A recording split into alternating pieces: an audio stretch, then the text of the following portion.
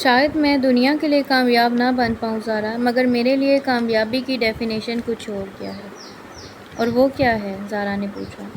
انسان ڈگریوں کا ڈھیر لگانے سے، اچھی گاڑی، اچھا بینک بیلنس رکھ لینے سے کامیاب نہیں ہو جاتا زارا ڈیئر۔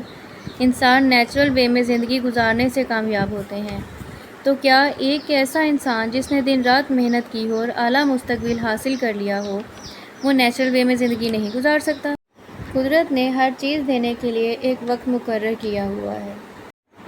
میں نے بہت سے لوگ دیکھے ہیں جو اپنے گھر والوں سے اچھا مستقبل بنانے کے لیے دور ہو جاتے ہیں۔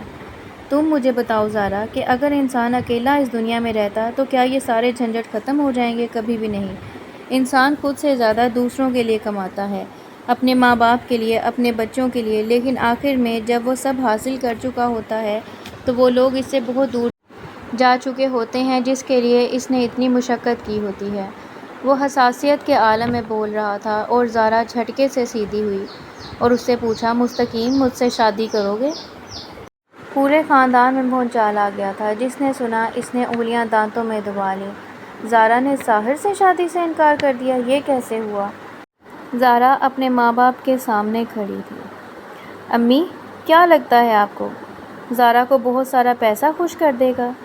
زارا کو شوہر چاہیے تھا امی، پیسہ بنانے والی مشین نہیں۔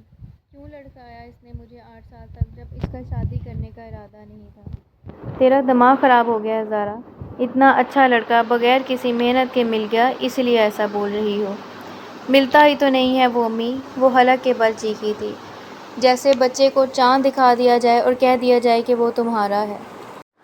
اتنی خامیاں تھی اس میں تو پہلے کیوں نے انکار کیا؟ تب معلوم ہی نہیں تھا امی، یہ تو اب پتہ چلا کہ مجھے ساحر سے شادی کرنی تھی امی، اس کے عہدے سے نہیں۔ مجھے ایسا شوہر نہیں چاہیے جو لاکھوں کما کر دے، مجھے تو ایسا چاہیے جو لاکھوں کے برابر توجہ دے، جسے 1000 کاموں میں بھی میرا خیال رہے، پیسے چاہے تھوڑے کم بھی کما لے مگر کسی دن میرا دل چاہے تو اسی وقت مجھے آئس کریم کھلانے لے جائے، جس کے انتظار میں رات کے آخری پہر تک تکیہ نہ بھیگے، جس سے کوئی بات کرنے کے لیے میں کسی واسطے کی محتاج نہ ہوں، جس کے ساتھ بیٹھ کر میں ہر رات ہر دن کی کہانی بیان۔ امی تھک کر جیسے کرسی پر گر گئیں تو زارا ان کے پاس نیچے بیٹھ گئی اور ان کے گھٹنوں پہ ہاتھ رکھ لیے۔ مجھے وہ چاہیے امی جس کے لیے موسٹ امپورٹنٹ میں ہوں اور جو میرے پکارنے پر دنیا کے دوسرے کونے سے بھی سب کچھ چھوڑ چھاڑ کر میرے پاس آ جائے۔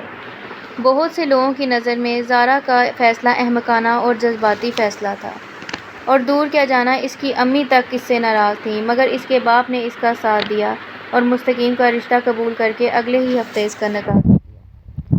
زارا نے تو جس چیز کا انتخاب کیا تھا وہ اس پر بہت خوش تھی، مگر دور بیٹھا ساحر راتوں کو جانے کیوں بے چین ہو کر اٹھ جاتا تھا اور دیر تک اپنے خسارے کا حساب